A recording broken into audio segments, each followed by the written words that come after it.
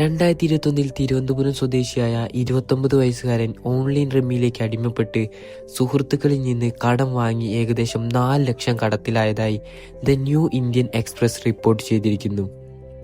Hello guys, ഞാൻ ഇന്നിവിടെ സംസാരിക്കാൻ പോകുന്നത് the gambling addiction. This is something you need now. അവൻ ആദ്യം പണം നേടാൻ വേണ്ടിയാണ് കളിച്ചത്, പിന്നീട് നഷ്ടപ്പെട്ട പണം തിരിച്ചു പിടിക്കാൻ വേണ്ടി കളിച്ചു. അവസാനം അവന് മനസ്സിലായി പണമല്ല, അവൻ്റെ ജീവിതമാണ് അവിടെ പണയം വെച്ചിരുന്നത്. രാത്രി 12 മണി, ഒരു ചെറിയ മുറിയിൽ അവൻ ഒറ്റയ്ക്കായിരുന്നു. മുന്നിൽ ഫോൺ, സ്ക്രീനിൽ ഒരു ബെറ്റിംഗ് ആപ്പ്, അവൻ്റെ കയ്യിൽ 20,000 രൂപ. അവൻ കുറച്ചു നേരം ആ സ്ക്രീനിലേക്ക് നോക്കി നിന്നു, പിന്നെ പതുക്കെ പറഞ്ഞു, ഇത് അവസാനത്തേത്. 20,000 രൂപ ബെറ്റ് കുറച്ച് സെക്കൻഡുകൾ കഴിഞ്ഞപ്പോൾ ലോസായി മാറി. അവൻ്റെ മുഖം മാറി, പക്ഷേ അവൻ ഫോൺ താഴെ വെച്ചില്ല. അവൻ പറഞ്ഞു, ഇത്രയും പോയിട്ട് ഇപ്പോൾ നിർത്തിയാൽ ഞാൻ തോറ്റുപോകും. അതാണ് അവൻ്റെ ജീവിതത്തിലെ ഏറ്റവും അപകടകരമായ ചിന്ത. അവൻ ആദ്യമായി ഗാംബ്ലിംഗ് തുടങ്ങിയത് ഒരു സുഹൃത്തിൻ്റെ നിർബന്ധത്തിലാണ്. ഒന്ന് ട്രൈ ചെയ്തു നോക്ക്. ആദ്യം ബെറ്റ് വെച്ചത് അവന് 3 ഇരട്ടിയായി കിട്ടി, പിന്നീട് വെച്ചത് അതിനും മേലെയായി കിട്ടി. അവൻ സുഹൃത്തിനോട് പറഞ്ഞു, ജോലി ചെയ്ത് മാസം കാത്തിരിക്കേണ്ട ആവശ്യമില്ല, ഇവിടെ കുറച്ച് പണം വെച്ചാൽ ഉടനെ പണം കിട്ടും. അവൻ അറിയില്ലായിരുന്നു ആദ്യത്തെ വിജയം തന്നെയായിരുന്നു അവൻ്റെ ഏറ്റവും വലിയ ട്രാപ്പ്. ആദ്യത്തിൽ 500, പിന്നെ 2000, പിന്നെ 5000. ശമ്പളം കിട്ടുന്ന ദിവസം മുമ്പ് അവൻ വീട്ടിലേക്ക് പണം കൊടുക്കുമായിരുന്നു. ഇപ്പോൾ ആദ്യം ബെറ്റിംഗ് അക്കൗണ്ട് നോക്കും. അമ്മ ചോദിച്ചു, മോനെ, ഈ മാസം വീട്ടു ചെലവിന് പണം? അവൻ പറഞ്ഞു, നാളെ തരാം അമ്മേ. പക്ഷേ ആ നാളെ വന്നില്ല, കാരണം ആ പണം ഇതിനകം മറ്റൊരു ബെറ്റായി മാറിയിരുന്നു.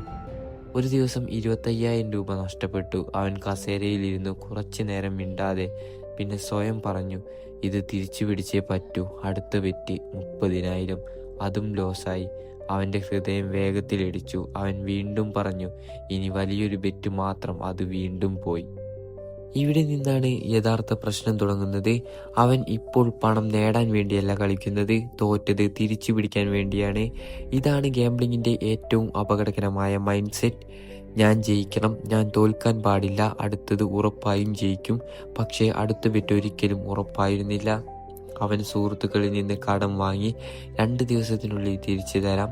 10,000, പിന്നെ 20,000, പിന്നെ 50,000.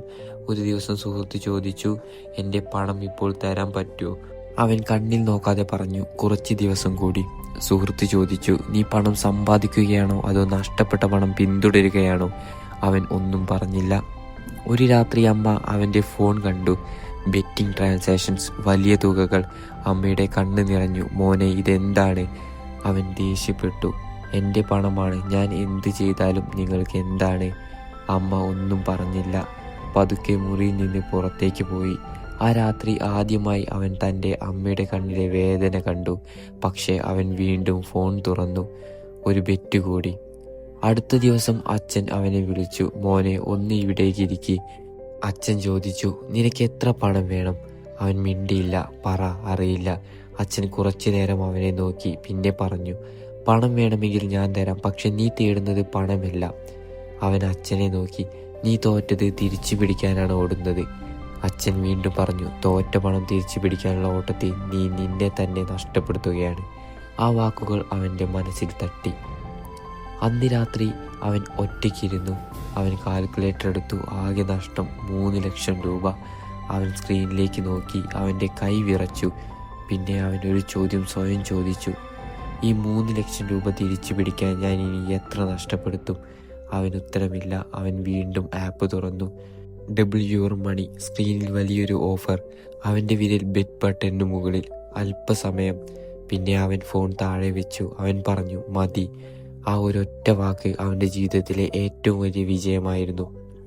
അവൻ ബെറ്റിംഗ് ആപ്പ് എല്ലാം ഡിലീറ്റ് ചെയ്തു, അക്കൗണ്ട് ക്ലോസ് ചെയ്തു, കടങ്ങളുടെ ലിസ്റ്റ് എഴുതി, ആരോടൊക്കെ എത്ര കടമുണ്ടെന്ന് കുടുംബത്തോട് തുറന്നു പറഞ്ഞു. അത് എളുപ്പമായിരുന്നില്ല, പക്ഷേ ആദ്യമായി അവൻ സത്യത്തിൽ നിന്ന് ഓടിയില്ല. അവൻ പറഞ്ഞു, ഞാൻ നഷ്ടപ്പെടുത്തിയ പണം ഇന്ന് തിരിച്ചു കിട്ടില്ല, പക്ഷേ ഇനി 1 രൂപ പോലും നഷ്ടപ്പെടുത്താതിരിക്കാൻ എനിക്ക് ഇന്ന് തന്നെ തീരുമാനിക്കാം. അവൻ വീണ്ടും ജോലി തുടങ്ങി. ആദ്യ മാസം ശമ്പളം കുറവ്, പക്ഷേ ആ പണം മുഴുവൻ അവൻ സൂക്ഷിച്ചു. 2-ാം മാസം കടത്തിൻ്റെ ഒരു ഭാഗം അടച്ചു. 3-ാം മാസം വീണ്ടും ജോലി. പതുക്കെ ദിവസം കൂടുന്തോറും അവൻ കടങ്ങൾ അടച്ചുകൊണ്ടേയിരുന്നു. പക്ഷേ ഓരോ ദിവസവും അവൻ മാറി. അങ്ങനെ 1 വർഷം കഴിഞ്ഞു. അവൻ പഴയ സുഹൃത്തിനെ കണ്ടു. സുഹൃത്ത് ചോദിച്ചു, ഇപ്പോൾ കളിക്കാറില്ലേ? അവൻ ചിരിച്ചുകൊണ്ട് പറഞ്ഞു, ഇല്ല. എന്തുകൊണ്ട്? അവൻ കുറച്ചു നേരം മിണ്ടാതെ നിന്നു. പിന്നെ പറഞ്ഞു, ഞാൻ ഗാംബ്ലിംഗ് വിട്ടത് തോറ്റത് കൊണ്ടല്ല, ഞാൻ വിട്ടത് ജയിച്ചപ്പോഴാണ്. ആദ്യത്തെ കുറച്ച് ജയങ്ങൾ എന്നെ വിശ്വസിപ്പിച്ചു എനിക്ക് ഗാംബ്ലിങ്ങിൽ കൺട്രോൾ ഉണ്ടെന്ന്. പക്ഷെ സത്യം മറ്റൊന്നായിരുന്നു. കൺട്രോൾ എൻ്റെ കയ്യിലായിരുന്നു. ആ ഗെയിമായിരുന്നു എന്നെ കൺട്രോൾ ചെയ്തത്. വീട്ടിലെത്തിയ അവൻ അമ്മയുടെ കയ്യിലൊരു എൻവിലോപ്പ് കൊടുത്തു. അമ്മ ചോദിച്ചു, എന്തിനാണിത്? കടത്തിൻ്റെ അവസാന ഇൻസ്റ്റാൾമെൻറ്റ്. അമ്മയുടെ കണ്ണ് നിറഞ്ഞു. അരുൺ ചിരിച്ചു. അമ്മേ, ഞാൻ ഒരിക്കൽ 50,000 ഒരു രാത്രി നഷ്ടപ്പെടുത്തിയിട്ടുണ്ട്. പക്ഷേ ഇന്ന് അവൻ എൻവിലോപ്പ് നോക്കി പറഞ്ഞു, 10,000 സമ്പാദിക്കാൻ എനിക്ക് 1 മാസം എടുത്തു. അമ്മ ചോദിച്ചു, അപ്പോൾ ഏതാണ് വലിയ സന്തോഷം? അവൻ മറുപടി പറഞ്ഞു, അന്ന് ഞാൻ പണം നേടിയിരുന്നു, ഇന്ന് ഞാൻ എൻ്റെ ജീവിതം നേടുകയാണ്. ഗാംബ്ലിങ്ങിൽ ചോദിക്കേണ്ട ചോദ്യം എത്ര ജയിക്കും എന്നല്ല, ജയിക്കാൻ വേണ്ടി എത്ര നഷ്ടപ്പെടുത്തും എന്നാണ്. നഷ്ടപ്പെട്ട പണം തിരിച്ചു പിടിക്കാൻ വീണ്ടും കളിക്കരുത്. കാരണം ഒരു നഷ്ടത്തിന് പിന്നാലെ ഓടുമ്പോൾ അടുത്ത നഷ്ടം നിന്നെ കാത്തിരിക്കുന്നുണ്ടാവും. പണം പോയാൽ വീണ്ടും സമ്പാദിക്കാം, പക്ഷേ സമയം പോയാൽ ഒരു ബെറ്റിംഗ് ആപ്പിലും തിരിച്ചു കിട്ടില്ല.